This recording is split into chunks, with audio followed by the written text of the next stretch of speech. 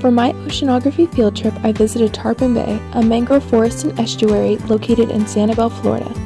Mangrove forests such as this are a crucial part of Florida's ecosystem as they provide protection from coastal erosion, a habitat for hundreds of different species, and a means of water purification.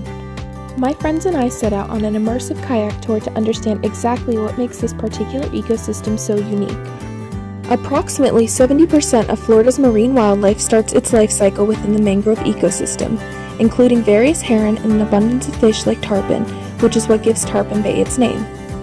Manatees are another notable species that spend a significant amount of time in estuaries due to its warm, shallow waters.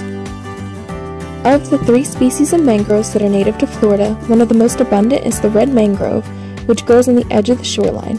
During our excursion, we learned that the seed pods from these mangroves can change their internal density so that they sink or float, and this determines where they anchor to start growing. Some seed pods can float for weeks before finally stopping to set their roots. One of the unique animals hiding in the branches of the trees is the mangrove crab. With large eyes on either side of its head and a speckled pattern designed for camouflage, this crustacean has adapted to life both above and below the water. They can be found scuttling along the mangroves overhead or just under the surface as they scavenge for food. Despite all of the good that mangroves do for Florida's marine ecosystem, they are at significant risk of decline in the coming years.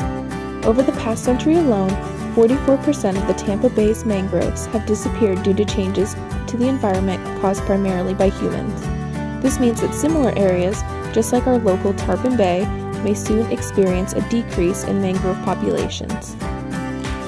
Luckily, we have places like the J.N. Ding Darling National Wildlife Refuge, which maintains Tarpon Bay, that prevents thousands of acres of mangrove forests from being cut down every year for land development.